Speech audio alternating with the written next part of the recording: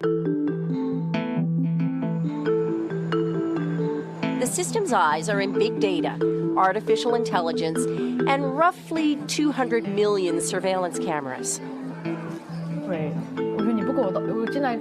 And that's totally fine with Ouyang Haoyu. She's 21, graduated from a good school with solid grades. She's diligent. She's nice.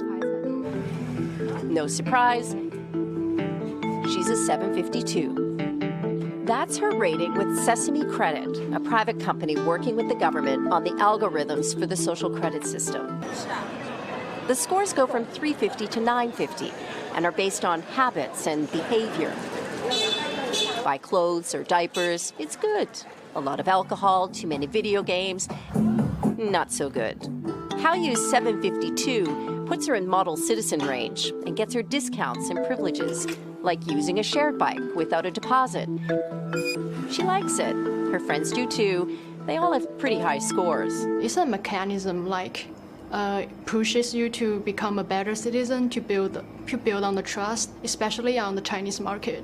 Because you're not going to be punished if you haven't done anything wrong. I think that's the point. I think the system is working as a warning or an alert to push people to do it, to be a good person. And it's mandatory. When it goes national, social credit scores will be assigned to every one of China's citizens for life. And what's weird is that so many people seem okay with it. It's complicated, but China went from extreme poverty to economic giant pretty quickly. A credit history system didn't grow at the same pace, so people would default on loans and get away with it. Add in scandals around fake food, tainted baby milk, counterfeit goods, and what you've got is a big problem with trust. So, in 2014, the Communist Party called for a system to allow the trustworthy to roam everywhere under heaven while making it hard for the discredited to take a single step. The model is a place called Rongcheng. It's in Shandong province. It's orderly. Streets are spotless. Cars slow down, which is unheard of in China. Words like honesty and credibility appear on propaganda posters. Display cases show pictures of Rongcheng's most honored citizens. You start with 1,000 points, and you can print out your report anytime. You lose points for things like jaywalking, littering, tossing cigarette butts, or spreading rumors. Cameras do a lot of the surveillance work, but it's pretty analog too, like posters that list the ways you can gain or lose points. And each night, local TV shows the surveillance highlights of the day. And then there's Zhou Aini. She's an information collector, a paid enforcer who walks around and writes down deeds about her neighbors. Like the man who carried a drunk person home. Things like this are good deeds, she said. But the farmer overheard swearing and being rude? Yeah, bad deeds. Her quota is 10 a month. She likes the work, thinks the city's better for it. The thing about the social credit system is that there isn't one single system, not yet. Different places have different rules.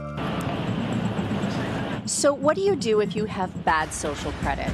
Well, for one, you talk about it on Weibo, which is like Twitter. There are forums for discredited people to vent and get advice. In Chongqing, we hooked up with Huang Huijun. He had a business until he was sued by a client, and Huang refused to pay 90 grand to settle it. So the court put him on a social credit blacklist, and things got way worse. He explains that being blacklisted means he can't buy airplane or train tickets. When he tries, a message pops up saying he's discredited. By the end of last year, blacklisted people were blocked from booking 23 million flights and 5 million high-speed train trips. And the list goes on. Being discredited makes it hard to get a job, a loan, a hotel room, or put kids in certain schools. Then there's the public shaming, photo galleries of blacklisted citizens. There's even an app that shows who around you is in debt. In China, being monitored is nothing new. But algorithmic surveillance makes it possible to collect data to build detailed profiles of people, especially the ones not loyal to the government.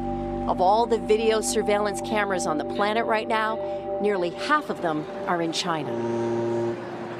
Are people bothered by privacy concerns? So we think the lot of camera keep the safety is really good things. A lot of people, we can accept it. And cameras are getting smarter. So the information that comes up from my image identifies that I'm female, middle-aged, talks about whether I'm wearing glasses, the shape of my face.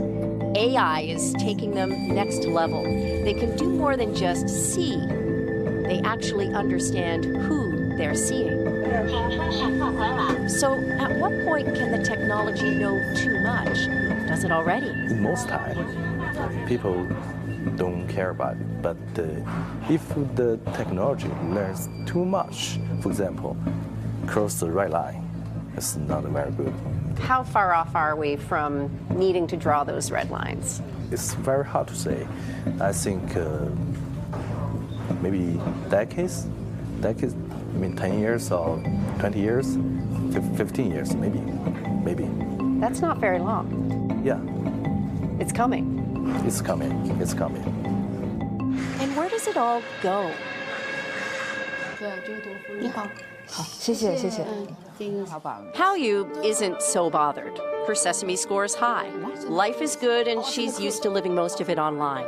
Soon, her education and medical records and any run-ins with the law will factor into her social credit score.